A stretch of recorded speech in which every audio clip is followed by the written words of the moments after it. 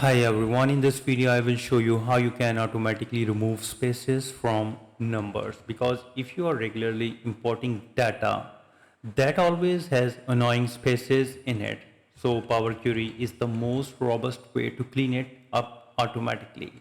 For this you need to click anywhere inside your data range, and then you need to go to the data tab on the top ribbon and click from the table and range. So click OK. The Power Query editor will open. Please wait.